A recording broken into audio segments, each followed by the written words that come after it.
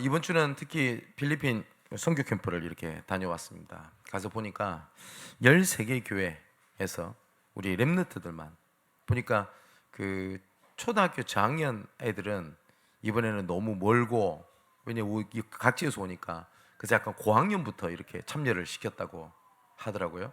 그래서 등록된 렘너트들만 한 120명, 130명 정도 이렇게 참여를 했습니다. 그리고 이번에는 렘넌트들이 렘넌트 중심의 이번에 선교 캠프로 이렇게 진행을 했습니다. 그래서 보통 교회에 이런 뭐죠? 어른들, 이런 사역자들 훈련을 하면서 중간에 렘넌트들 훈련을 이래 넣는 형태가 아니라 모든 메인은 렘넌트 중심으로 하고, 렘넌트들이 다른 일을 진행을 할 때 사역자 목회자 훈련을 그 가운데서 이렇게 진행을 하게 됐습니다. 너무나 행복하고 너무나 감사했던 일정이었던 것 같습니다. 이번에 목회자 사역자 훈련 때 6가지 질문을 던지고 그거에 대한 묵상을 좀 하는 시간을 좀 가졌습니다. 우리가 올바른 질문을 해야 올바른 답이 나오겠죠. 그죠? 틀린 질문을 하면 답도 없을 뿐더러 틀린 답을 찾게 됩니다. 그죠? 예를 들어서 저보고 왜 나는 이리 머리가 클까? 틀린 질문하면 답 안 나와요. 그죠? 그럼 올바른 질문을 해야 될 거 아닙니까? 그래서 첫 번째 질문은 어떤 부분에 대한 얘기를 했냐니까, 말씀이 나한테 어떻게 들리고 붙잡히고 있는가? 그 말씀을 함께 얘기를 했습니다. 요한복음 1장 1절을 보면 태초에 말씀이 계시니라, 이 말씀이 하나님과 함께 계셨으니 이 말씀은 곧 하나님이시라 라고 말씀하셨거든요. 근데 이 말씀이 14절에 육신이 되어 우리 가운데 거하셨는데 그분이 바로 예수 그리스도이십니다. 그러면 이 말씀이 곧 하나님이라고 되어 있거든요. 근데 많은 사람들이, 심지어 목회자들조차도요, 내가 하고 싶은 얘기를 말씀을 가지고 얘기를 하면 되겠습니까? 그죠? 제가 우리 양문교회를 향해서 어떤 방향도 있고 어떤 원하는 게 있겠죠. 예를 들어서 그것을 얘기를 하려고 말씀을 이용하면 되겠습니까? 또 반대로 내가 원하는 말씀, 내가 좋아하는 말씀을 취사선택해서 말씀이라고 하고 언약이라고 붙잡고 있는 게 진짜 하나님의 말씀이겠습니까? 그렇겠죠. 사무엘은 3장 10절에 이렇게 얘기를 하거든요. 여호와여 말씀하옵소서, 주의 종이 듣겠나이다. 우리는 내가 원하는 말씀을 들으려고 하지 하나님의 말씀을 대부분 들으려고 하지 않거든요. 사실상 그렇지 않습니까? 복 받아라 이러면 기분 좋고, 그리고 예를 들어서 제가 어떤 선교를 앞두고 있다. 그래서 선교에 관련되어 있는 말씀을 쫙 얘기를 하면서 봐라 우리 선교해야 되지 않냐 라고 말씀을 전하면 되겠습니까? 복음을 얘기하다가 시간표의 때에 선교에 대한 일정이 왔다. 그때 우리가 지금까지 주신 하나님의 언약을 이룰 때라고 붙잡고 함께 힘을 합치는 것이 맞지, 어떤 목적을 위하여 말씀을 이용하면 안 되잖아요. 두 번째 질문이었습니다. 끊임없는 문제, 저주와 재앙이 진짜 오는 이유가 뭐냐? 문제를 잘못 보면 답을 잘못 붙잡거든요. 다 탓을 합니다. 창세기 3장에 문제가 생기자마자 아담은 하와 탓을 했습니다. 하와는 뱀 탓을 했지만 뱀 탓을 했거든요. 사실상 아담은 하나님 탓을 한 겁니다. 하나님께서 주신 저 여자 때문에 내가 먹게 됐습니다. 우리 렘넌트들이 가정에 대한 어려움이 있을 수도 있겠죠. 이거를 부모 탓을 했다, 잘못 본 겁니다. 그죠? 사회 탓을 하고 대통령 탓을 하고 누구 탓을 했다. 그럼 진짜 이 문제가 뭐냐? 그게 두 번째였습니다. 세 번째 질문은 왜 예수 그리스도만이 해답이 되냐? 왜? 그냥 예수께서 모든 문제 해결하셨단다, 아멘, 그냥 해결하셨대, 이런 것이 아니라 진짜 왜 예수만이 답이 되냐? 성경은 예수 그리스도가 여러 방법 중에 좋은 방법이라고 말씀하지 않습니다. 유일한 방법이라고 말씀하십니다. 이 방법도 이 방법도 다 좋은데 예수 믿는 것이 그나마 제일 좋아가 아니라 예수님께서는 어떠한 것도 답은 없어. 예수 그리스도밖에 없다고 말씀을 하시거든요. 네 번째는 하나님이 주신 진짜 응답이 뭐냐는 겁니다. 우리가 병이 나왔다? 예, 응답입니다. 근데 진짜 응답은 그게 아니잖아요. 우리가 경제가 회복됐다? 응답입니다. 그런데 그게 진짜 응답이 아니거든요. 예수님께서 이렇게 말씀하셨습니다. 너희는 먼저 그의 나라와 그를 구하라. 그리하면 이 모든 것을 너에게 다 더하여 주실 것이다. 뭐라고 말씀하셨냐면 이 안에 모든 것 다 있다 라고 얘기를 했습니다. 바울도 복음은 이렇게 얘기를 합니다. 복음에는 하나님의 의가 나타나 믿음이 믿음에 이르게 하나니 오직 의인은 이 믿음 갖고 사는 거다. 복음에는 하나님의 의, 하나님의 구원과 구원 계획이 나타나 믿음에 믿음에 이르게 하나니 오직 의인은 이 믿음 갖고 사는 거다. 그래서 이걸 알았던 바울은 빌립보 3장에 이렇게 얘기를 한 겁니다. 내가 모든 것을 배설물로 여긴다. 왜냐? 내가 그리스도로 얻고 내가 그 안에서 모든 것을 내가 발견하기 원한다. 그리고 내가 지금도 이 표대를 향해서 나는 지금도 달려간다. 바울이 진짜 응답을 받거든요. 그리스도 안에 하나님의 구원과 하나님의 구원 계획 안에 하나님께서 모든 것 다 집어넣어놨다. 그래서 오직 그리스도만 말하고 붙잡고 증가하게 된 겁니다. 여섯 번째 질문입니다. 날마다 하나님을 바라보는 내가 정말 영적인 리듬을 가지고 있냐? 이걸 사모늘이라고 얘기를 하죠. 여러분, 하나님께서 말씀의 흐름을 가지고 우리를 이끌어 가십니다. 그럼 분명합니다. 어떤 사람은 말씀의 흐름이라는 게 없다라고 말하는 목회자 신학자들의 글도 내가 봤습니다. 만일에 하나님께서 말씀의 흐름을 주시지 않는다면 사실상 교회를 하나를 선택을 해서 인도받고 예배드릴 필요 없어요. 왜냐? 내 은혜 받으면 되잖아요. 내가 성경 읽으면 되지 않습니까? 그런 사람 많거든요. 나 믿는데요. 근데 교회는 안 가. 믿는데요. 예배 안 드려요. 그래서 내가 필요하고 원하는 말씀을 듣고 요거 좋더라 저거 좋더라 그 틀렸다는 게 아닙니다. 그 속에서 신앙생활을 해도 된다면 만일에 말씀의 흐름이 없다면 그렇게 해도 됩니다. 그죠? 근데 하나님께서는 분명히 창세기 3장 15절 복음의 속에서 단을 쌓는 하나님의 말씀의 흐름을 주셨습니다. 노예 시대 때도 마찬가지죠. 포로 시대, 속국 시대도 마찬가지입니다.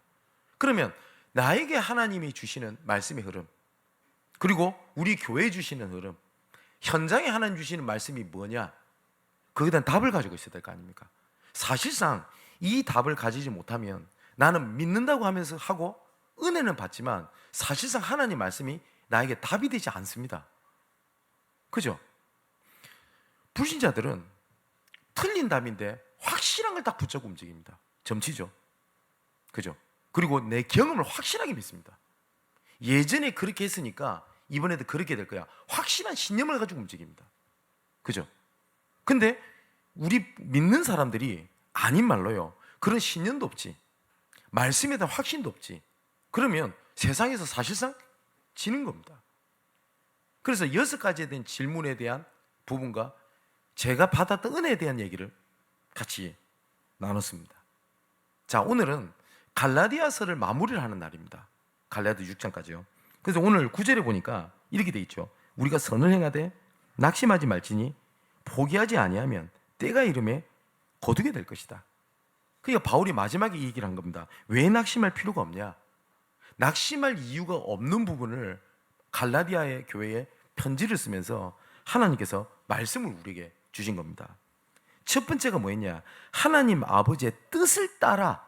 자, 우리가 축복의 자리에 있다가 아닙니다. 정확하게는 하나님 아버지의 뜻을 따라 그 축복의 자리에 우리를 부르신 겁니다. 그게 하나님의 기준입니다. 그래서 바울이 이렇게 얘기를 합니다. 사람들에게서 난 것도 아니요, 사람으로 말미암은 것도 아니요, 오직 예수 그리스도와 그를 죽은 자 가운데서 살리신 하나님 아버지로 말미암아. 모든 시작, 과정, 끝은 하나님께 있지. 우리가 어쩌다 보니, 내가 어쩌다 보니 이 사람을 만났고 어쩌다 보니 내가 이 일을 만났고, 그러니까 시쳇말로 어쩌다가 재수 없어가 이 일을 만난 것이 아닙니다. 모든 사람은 우연이라지만 하나님의 절대 주권 안에는 우연이라는 게 없어요. 그래서 신앙생활에서 제일 중요한 믿음이 뭐냐? 하나님의 절대 주권입니다. 그 안에 모든 것에는 하나님의 절대 계획이 있습니다.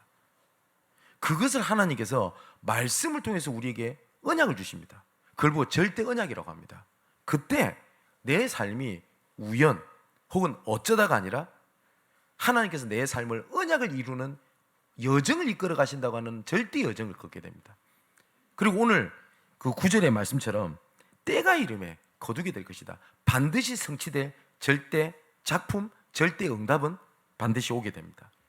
이것이 우리의 수준입니다. 많은 사람들은 내 환경을 수준이라고 생각을 하는데 바울이 이렇게 얘기합니다. 그 갈라디 1장 3절에 우리 하나님 아버지와 주 예수 그리스도로부터 은혜와 평강이 있기를 원하노라. 어디로부터 나오는 것이 우리의 수준이냐? 우리 하나님 아버지 주 예수 그리스도로부터 은혜와 평강.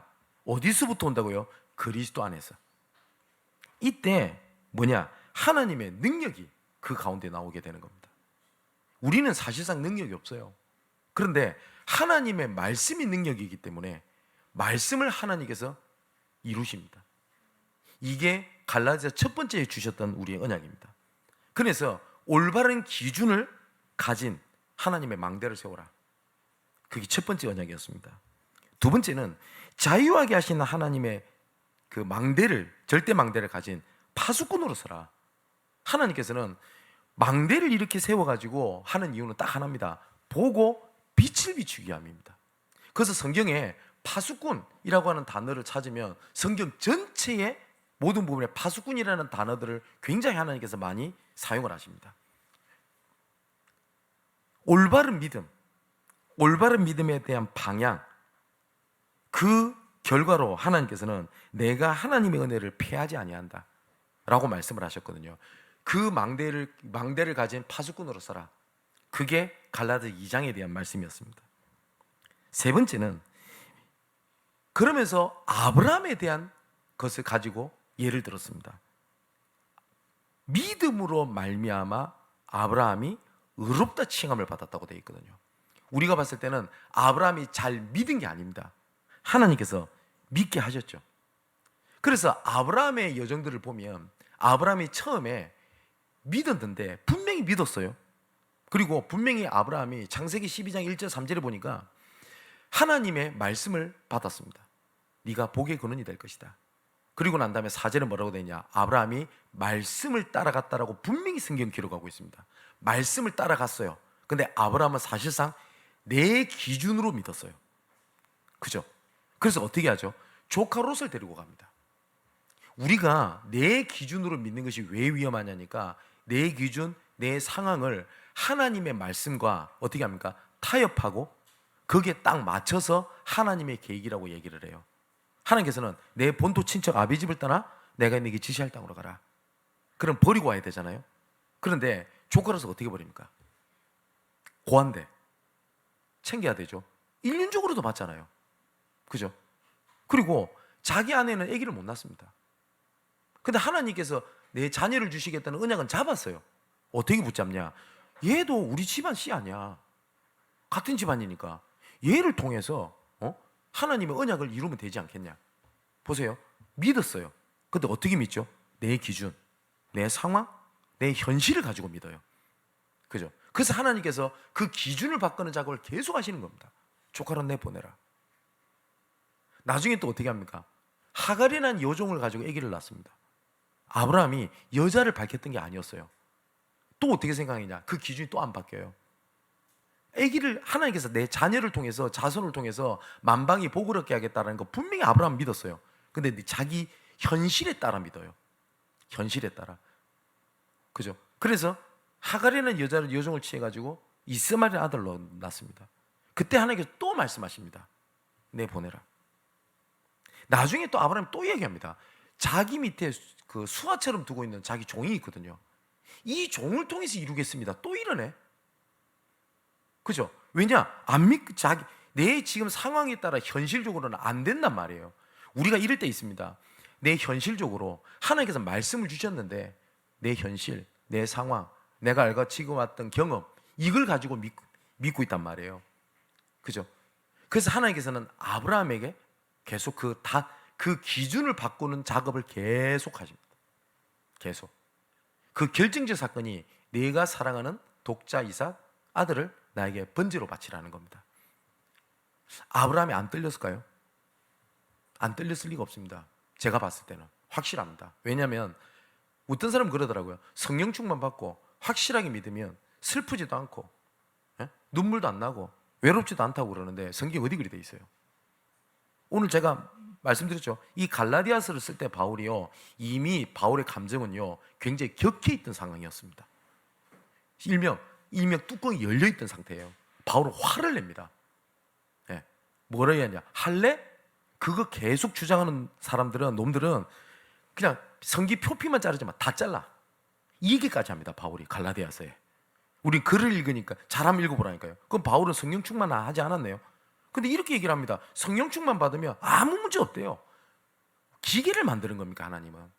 아브라함이 흔들렸어요, 분명히. 흔들렸다기보다는 걱정했을 거예요. 그죠? 100세 때 난 아들. 근데 히브리서에는 뭐라고 되어 있냐? 하나님이 아브라함을 살리실 것이라고 믿었다고 되어 있어요. 아브라함의 기준이 내 현실, 내 상황이 기준이었다가 뭘로 바뀌어요? 하나님의 기준으로 바뀌어요. 하나님이 하시면 되는 거야. 내 현실은, 내 상황이 이렇다 할지라도 하나님이 하시면 하는 거야 로 바뀌어요. 그래서 이삭을 진짜 잡으려고 합니다. 그때 하나님께서 아브라함의 손을 막습니다. 천사를 보내서. 그리고 뭐라고 하죠? 아브라함아, 이삭을 잡는 걸 멈춰라. 너 진짜 믿음 좋네. 너 진짜 안 흔들리네. 이제 너 인정해 줄게 라고 안 하셨어요. 너가 여호와 나를 경외하는 줄 내가 이제 알았노니. 경외라는 말은 높이다라는 말이죠. 예전에는 내 상황에 따라서 믿었던 것이 아니라, 내 상황 현실이 아니라 하나님을 높이고 경외를 했다라는 것을 하나님은 보셨다라고 되어 있어요.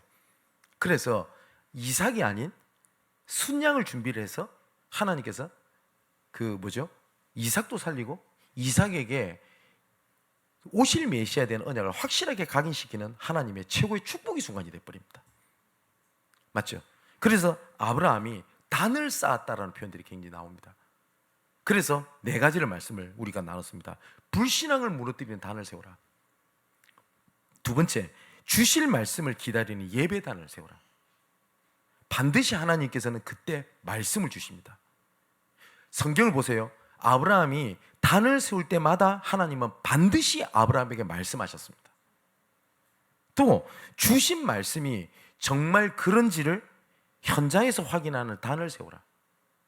네 번째가 주신 말씀을 도전하며 실현시키는 이면 계약의 단을 세우라. 이것이 갈라디아 3장에서 주신 언약이었습니다. 네 번째는 뭐냐? 하나님의 은혜로 말미암아 우리가 살아가는 거거든요. 우리가 갈급함이 옵니다. 어쩔 때는 은혜가 안 될 때도 옵니다. 어쩔 때는 문제가 더 크게 보일 때도 옵니다. 우리 새가족 여러분, 진짜 기억하십시오. 우리가 신앙생활이 그래프로 따지냐면 계속 상승 곡선으로 이렇게 신앙이 성장하고 이루어지면 좋겠죠. 그런데 신앙은 업앤다운이 있을 수 있습니다. 물론 극과 극을 달리는 것은 영적인 상태일 수도 있습니다. 그런데 다운될 때가 있습니다. 근데 그때가 갈급함이 하나님 앞으로 나아갈 때냐, 아니면 주저앉을 때냐, 그거에 대한 영적인 싸움입니다. 사단은 그걸 알기 때문에 갈급함을 무너집의 때로 만들어요. 그래서 온갖 소리가 들리게 만듭니다. 그리고 눈에 보이는 것들이 다 문제로 보이게 만듭니다. 그런데 이때 하나님께서는 뭘 원하시냐? 그 갈급함을 가지고 내 앞으로 오라고 하나님이 주시는 하나님의 때입니다. 그죠? 그래서 성경에 보면 산에 대한 얘기가 되게 많이 나와요. 그래서 모세, 엘리야, 하나님께서 그 가장 어렵다고 하는 그때에 엘리야에게 하나님께서 호렙산으로 부르셨습니다. 그죠? 호렙산으로 불러가지고 제2의 시작을 할 수 있는 하나님이 말씀을 주셨어요. 엘리야에게. 너 혼자가 아니야. 그전에 뭐라고 합니까? 나는 혼자입니다. 이제 나는 죽는 게 낫습니다. 엘리야가 대충 살았던 게 아닙니다. 하나님 앞에 당당하게 얘기합니다. 내가 열심히 특심이었습니다. 감히 엘리야가 하나님 앞에 열심이라는 단어를 쓸 만큼 엘리야는 정말 열심히 살았던 게 맞는 것 같아요. 그죠? 근데 하나님께서 뭐라고 말씀하시냐? 아니, 너 혼자가 아니야. 바알에게 물을 꿇지 않은 7천 제자가 있어. 아니, 너 혼자가 아니야. 엘리사가 있다. 너를 죽이려 했던 그 왕 내가 바꿀 거야. 두려워하지 마. 그거 무너뜨릴 거야. 그리고 난 다음에 엘리야가 제2의 시작을 하게 됩니다. 모세가 가장 밑바닥일 때가 있습니다. 언제죠? 광야 때입니다. 모든 자존심, 자신감 다 무너졌습니다. 근데 하나님이 나타났어요. 어마어마한 말씀을 주신 겁니다. 연수로 따지면 400년 만에 하나님께서 엄청난 약속을 주신 겁니다. 내가 너 민족의 고통 소리를 내가 들었다. 또 뭐라고 말씀하시죠? 아브라함, 이삭, 야곱이 주신 언약을 내가 기억하여 너를 통하여 내가 그 일을 성취하겠다. 엄청난 얘기 아닙니까? 근데 얼마만큼 모세가 무너져 있었냐? 보낼 사람 보내세요. 쉽게 말하면 뭡니까? 내 지금 상황 하나님 모르세요? 내 상처받았잖아요. 모든 내 이스라엘 민족들이 나를 무시했습니다. 나를 버렸습니다. 맞잖아요. 모세가 다른 짓 하는 것도 아니고 자기 히브리 민족을 도우려고 군인을 쳐죽였지 않습니까? 그죠? 근데 이 문제가 오히려 히브리 사람들이 나중에 이걸 가지고 고소를 합니다. 나중에 히브리 민족끼리 싸우네? 모세가 가서 중재를 합니다. 그랬더니 뭐라고 합니까? 네가 우리 재판관이 되려고 하냐? 그러면서 뭐라고 하죠? 네 군인 때려준 거 우리가 알고 있어. 네가 여름날 했던 일을 내가 알고 있다. 이것처럼. 이 일 때문에 모세는 광야로 갑니다. 그것도 몇 달만 돼도 문제인데 40년. 모세 상태가 어때가? 노인입니다. 그래서 하나님 앞에 계속 못한다는 얘기밖에 안 합니다. 여러분, 우리 이럴 때 있잖아요. 난 지금 경제적으로 다 무너졌고 할 수 있는 게 없는데 어느 날 교회에서 예를 들어 교사로 난 지금 바빠 죽겠는데 내 지금 목구멍이 포도청이라 그런데 사역자로. 그죠? 난 지금 아무것도 할 수 없는데 하나님이 내 주위에 사람을 붙이네. 다락방 갈 수 있는 힘도 없는데. 그죠? 모세가 딱 그랬다고요. 근데 하나님께서 모세에게 은혜를 주셨습니다. 가장 밑바닥일 때가 하나님의 은혜의 때요 구원의 날이었어요. 그게 우리에게 주셨던 뭡니까? 갈라디아서 4장에서도 주셨던 말씀입니다. 그래서 모든 사람은 24시간이라고 하는 자기 시간을 다 걷습니다. 그죠? 우리 선교 캠프 팀들이 해외에 있었고 여기 못 가신 분들은 한국에 계셨죠. 똑같은 시간을 걸었습니다. 그죠? 그런데 똑같은 시간을 걷는데 그 때가 하나님의 때가 되냐? 아니면 지나가는 때가 되냐는 거거든요. 그럼 생각해 보세요. 내가 좌절해서 넘어져 있을 때 언젠가는 되겠지, 언젠가는 일어나겠지라는 막연한 세상의 소망을 가지고 나의 시간을 걷냐? 그 시간을 하나님이 임재하셔서 하나님께서 은혜를 주시고 나를 새롭게 이렇게 세우시는 하나님의 때로 잡냐? 그거거든요. 그래서 이때 헬라어를 얘기했지 않습니까? 일반적으로 우리가 걷는 시간을 크로노스라고 부릅니다. 그때, 우리의 시간. 하나님이 역사하시는 그때를 카이로스라는 단어를 씁니다, 성경은. 그런데 우리의 시간과 하나님의 역사의 시간 그 사이를 연결을 짓는 통로는요, 하나님의 자녀 외에는 없어요. 하나님은 어느 누구에게도 주시지 않았어요. 그래서 하나님께서는 원하신다면 예수님께서 하신 말씀입니다. 너희들이 잠잠하면 길거리에 있는 돌들을 들어서도 외치게 할 것이다. 하나님은 그럴 능력이 되시는 분입니다. 맞죠? 근데 하나님께서 그렇게 안 하세요. 아닌 말로 전 지구를 갑자기 막 천지개벽과 기적을 막 일으켜가지고 막 다 믿게 만들면 얼마나 속 편합니까? 그죠? 전 세계가 갑자기 예수님 얼굴이 확 떠오르고 막 구름 사이에서 그런 이적을 가지고도 하나님은 하실 수 있는 분입니다. 근데 하나님은 우리의 시간 때에 하나님의 카이로스의 그 때를 이루는 유일한 통로는 하나님 자녀 외에는 없어요. 그래서 고린도전서 1장에는 전도에 미련한 것으로 하나님은 세상을 구원하시기를 원하셨느니라. 모르는 거예요. 그럼 우리가 뭡니까? 하나님의 언약을 이루는 통로입니다. 그게 갈라디아 4장이었습니다. 지난주에는 다시는 그렇기 때문에 종의 멍에를 다시는 매지 마라. 그것도 스스로 매지 마라. 분명히 이전 것은 지나갔으니 보라 새 것이 되었도다. 맞죠? 분명히 하나님이 선언하셨습니다. 이사야 43장에도 뭐라고 말씀하셨냐? 이전 일은 기억지도 말며 생각지도 마라. 내가 새 일을 행할 것이다. 이스라엘 백성들은 이해가 안 될 겁니다. 왜냐? 어떻게 읽습니까? 어떻게 있습니까? 그 상처를 포로가 되어서 자기 자녀를 잡아먹고 나라가 망했는데 그걸 어떻게 읽습니까? 이스라엘은 크게 자자는 것 빼고 이스라엘 백성은 크게 7번 저주와 재앙을 받습니다. 그거에 대한 상처를 가지고 똘똘 뭉쳐서 살아갑니다. 하늘 가진 민족이에요. 지금도 이스라엘은 경제도 가지고 있고 다 가지고 있거든요. 자기들 똘똘 뭉치는 데서는 만드는 게 있습니다. 홀로코스트. 우리 민족이 이렇게 고난을 당했어. 이거를 후대에게 전달합니다. 그래서 우리 민족이 고난당했던 그거 있죠. 그것을 한이 맺히게 만들어요. 혹시 미국에 가실 일 있으면 홀로코스트는 가보세요. 저는 유대인이 아니거든요. 유대인이 아닌 제가 가도 그 가면요, 유대인의 고통이 느껴질 만큼 딱 만들어놨어요. 자, 유대인 민족을 똘똘 뭉치는 역할을 할 수 있습니다. 근데 새 일은 못해요. 맞죠? 여러분, 지나갔던 과거를 하나님께서 뭐라고 말씀하시냐? 이전 것은 지나갔으니 보라 새 것이 되었도다. 그죠? 새 것이 되었어요. 구원은 옛날에 안 좋은 상태에서 점점 좋아지는 것이 구원이 아닙니다. 구원은 예수께서 십자가에서 죽으실 때 같이 옛날에 구원받지 이전에 있던 거 모든 것 십자가 못 박혔고, 그죠? 예수께서 부활하실 때 우리가 새로 태어난 겁니다. 그렇기 때문에 예수 믿기 이전에 있었던 건 나하고는 아무 상관이 없어요. 근데 사단이 이걸 속이는 겁니다. 네 예전에 그랬잖아. 그죠? 자, 우리 혹시 이런 분 있습니까? 나 예수 믿기 이전에 갖고 있었던 질병, 그것이 내 인생을 무너뜨린 이유가 돼요. 왜냐? 그 문제니까. 내가 하나님의 자녀다.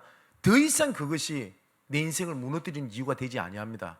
왜냐? 예수께서 십자가에서 분명히 선언하셨습니다. 내가 다 이루었다. 그렇기 때문에 종의 자리에서 스스로 들어가지 마라. 로마서 8장에는 뭐라고 얘기합니까? 다시는 무수하는 종의 영을 받지 아니하고, 그죠? 양자의 영을 받았으므로 하나님을 아빠라고 부를 수 있도록 하셨느니라. 분명히 하나님 선언하셨어요. 다시는 무수하는 종의 영을 받지 아니하고. 그런데 내 스스로 그 자리에 들어가는 겁니다. 그래서 예수님이 말씀하신 겁니다. 수고하고 무거운 짐진 자들아, 다 내게로 와라. 내가 너희를 쉬게 하겠다. 그리고 뭐라고 말씀하시죠? 내가 주는 멍에를 메라. 내가 주는 멍에는 쉽고 가볍다. 꼭 뭐하고 가냐면요, 비가 부슬부슬 오는 날에 어떤 할머니가 지나가요. 근데 막 무거운 짐을 지고 막 비 맞고 가니까 택시기사가 너무 안타까울 거 아닙니까? 할머니 타세요. 이러니까 이 할머니가 그래요. 나는 돈이 없어요. 택시기사가 자기 어머니도 생각나서 공짜비 다 타세요. 제가 태워드릴게요. 목적지까지. 아이고 고맙습니다 하면서 막 미안해서 타요. 한참 운전해서 가고 있는데 룸미러를 보고 택시기사 깜짝 놀란 거예요. 이 할머니가 뒤에서 짐을 그대로 딱 짊어지고 택시 타고 가고. 그래서 할머니 왜 그러세요? 이러니까 아이고 공짜로 태워주는 것도 고마운데 짐을 어떻게 내리냐면서 우리가 딱 신앙생 이런 식으로 하는 거예요. 그죠? 짐을 내려놓으라고 말씀하십니다. 그런데 수고하고 무거운 짐을 짊어진 상황에서 쉽고 가볍다라고 주신 하나님의 직분, 맞죠? 전도와 선교의 하나님의 여정, 그걸 같이 짊어지니 죽을 것 같은 거예요. 혹시 이런 분 계세요? 내가 지금 세상적으로도 지금 내 상황적으로 너무 힘들어. 그죠? 그럼 어떻게 돼요? 그 짐을 하나님께 맡기고 하나님이 주신 쉽고 가볍다고 분명히 말씀하신 그 멍에를 짊어지면 되잖아요. 그럼 근데 사단은 어떻게 만드는지 아십니까? 쉽고 가볍다는 멍에를 내려놓게 만들어요. 그래서 뭐라고 합니까? 나 장로 못 하겠어요. 나 교사 못 하겠어요. 왜냐? 내 지금 너무 내 지금 상황이요. 내 가정도 그렇고 뭐도 그렇고 지금 내 지금 상황이 그럴 상황이 아닙니다. 자, 뭐가 맞죠? 그런 분들 진짜 저는 많이 만났어요. 수고하고 무거운 짐진 자들아 다 내게로 오라. 내가 너를 쉬게 하겠다. 내가 주는 멍에를 메라.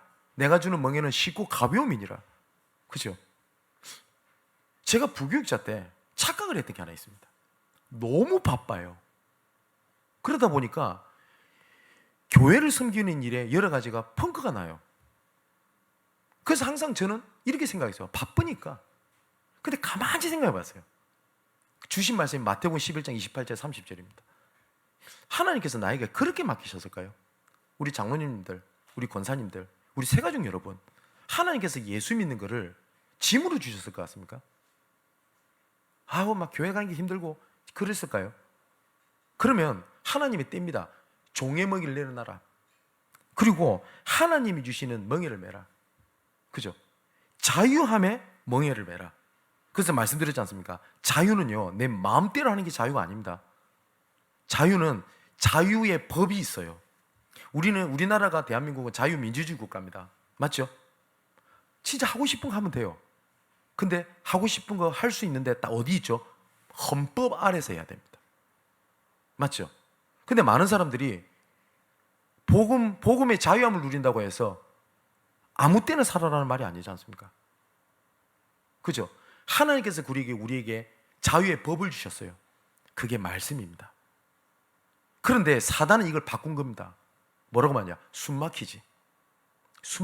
왜 네 그 자리에 있어? 라고 얘기를 한 거예요. 물고기가 물 안에서 자유 놀고 있어요. 밖에서 이렇게 얘기를 한 겁니다. 물고기야, 너 물 안에만 있으니까 괴롭지. 하늘을 봐봐. 너도 밖에 나오면 돼. 왜 물이라고 하는데 텀버거니 있어? 너 자유롭게 할 수 있어. 용기를 가져. 너는 할 수 있어. 최선을 다하면 돼. 그래서 물고기가 물 밖에 기어 나왔어요. 그럼 어떻게 돼요? 죽어요. 사단이 똑같이 이렇게 만들었어요. 야, 선악과, 하나님은 언약으로 주신 겁니다. 나를 떠나서는 너희는 아무것도 안 돼. 그래서 저거 하지 마. 그걸 보고 그때 하나님 주셨던 최초의 원시 행위 언약이거든요. 근데 사단은 뭐라고 얘기를 하죠? 아니야, 네가 하늘처럼 될 수 있어. 야, 왜 그게 얽매여 살아? 자유함을 누려. 그래서 어떤 진짜 이상한 사람들은 뭐라고 합니까?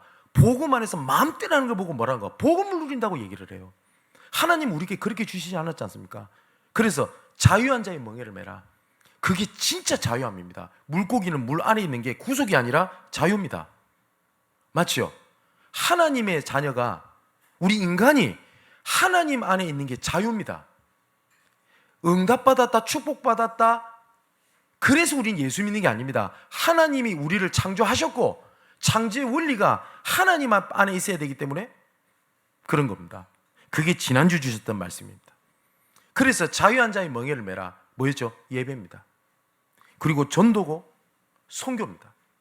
그리고 우리에게 주신 직분입니다. 직분. 그래서 골로새서 1장에 바울이 얘기합니다. 하나님의 말씀을 이루게 하시려고 나에게 직분을 주셨다. 그래서 우리 사랑하는 성도 여러분, 우리 장로님들, 우리 교사분들, 일을 하려고 하지 말고요, 일하지 말라는 말이 아닙니다. 일 속에 하나님의 말씀을 이루는 것들을 찾아내는 게 응답입니다. 내가 장로 직분으로 하나님이 주신 말씀을 이루기 위하여 하나님 주신 것입니다. 맞죠? 우리 렘넌트 교사 여러분, 일을 하려고 한 게 아니지 않습니까? 그 속에 하나님의 말씀을 이루게 하려 하심이니라. 자, 이제 결론을 맺겠습니다.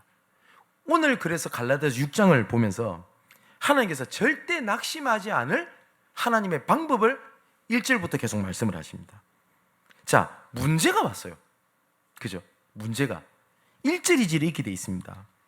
형제들아, 사람이 만일 무슨 범죄한 일이 드러나거든 신령한 너희는 온유한 심령으로 그러한 자를 바로잡고 너 자신을 살펴보아 너도 시험을 받을까 두려워해라.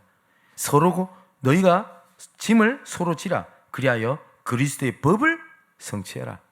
이건 두 가지를 말씀하시죠. 뭐죠? 그 흐름 따라가지 마라. 그죠?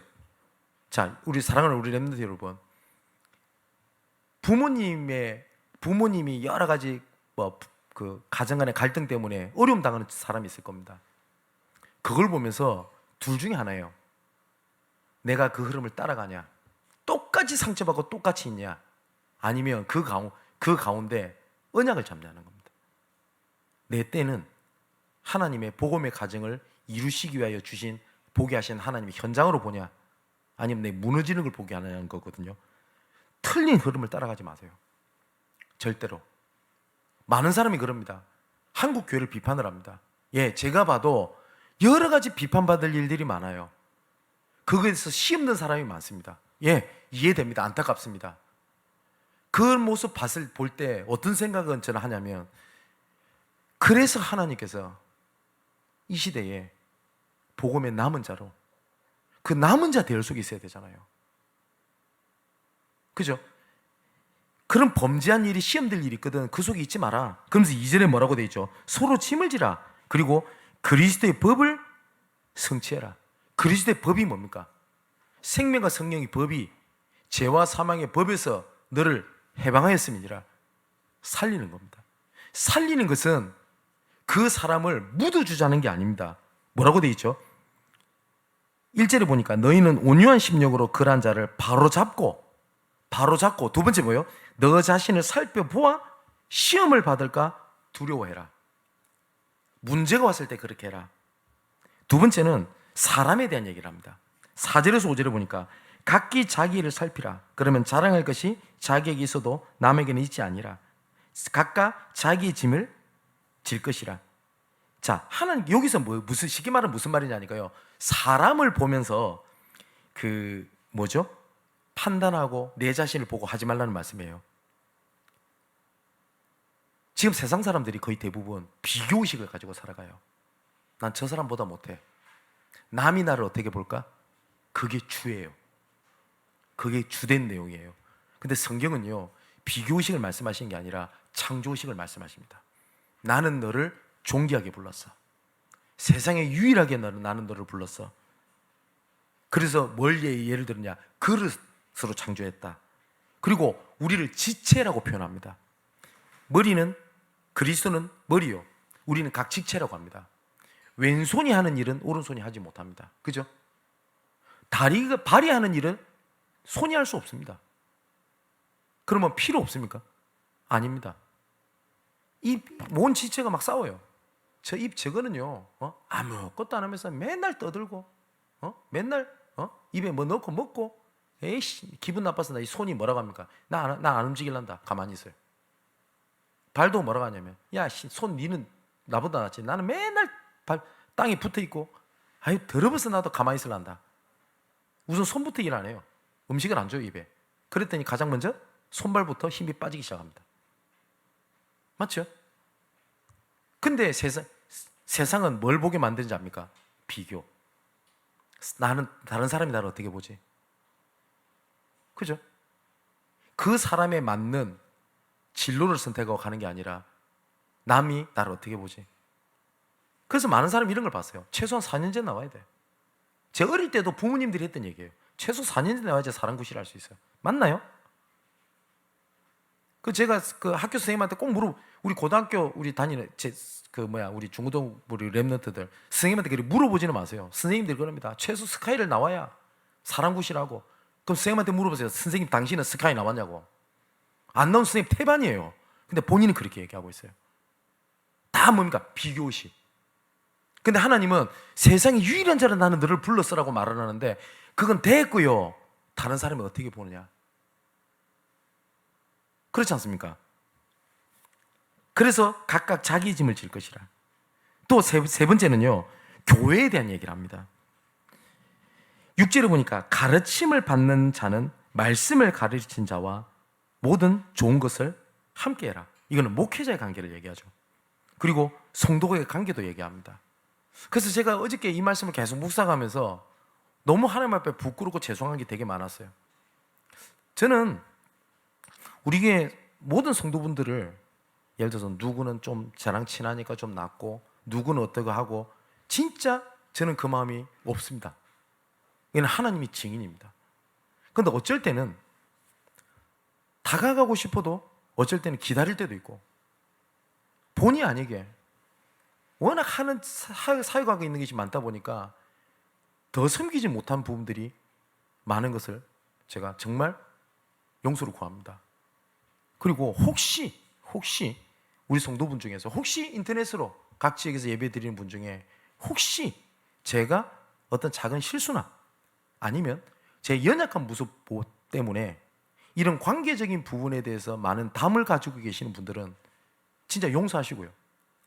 그리고 손을 내밀어 주십시오. 사단이 은혜 받지 못하게 하는 가장 첫 번째 통로 중에 하나가 뭐냐니까, 가르침을 받는 자는 말씀을 가르치는 자와 모든 좋은 것을 함께 하라. 그 관계를 무너뜨려 버립니다. 그리고 성도 간의 관계입니다. 그리고 9절부터 10절에는 이렇게 되어 있죠. 우리가 선을 행하되 낙심하지 말지니 포기하지 아니하면 때가 이르매 거두리라. 그럼 우리는 기회 있는 대로 모든 이에게 착한 일을 하되 모든 믿음의 가정되게 그렇게 할 것이니라.